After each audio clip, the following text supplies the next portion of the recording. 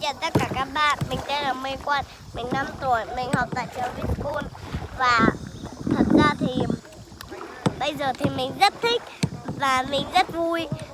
Và bây giờ thì mình đang chèo thuyền kayak rất là vui luôn. Và lúc đây có một thuyền đã bị lật, rất là khổ thân đúng không? Nên ra các bạn hãy nhớ cẩn thận trước khi chèo thuyền kayak nha. Mình là người hướng dẫn để chơi chèo thuyền kayak đó. Và các bạn muốn đi, hiện tại mình đang ở Hạ Long, ở Monterey.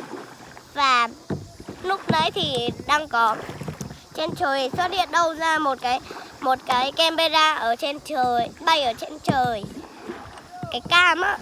Các bạn biết không?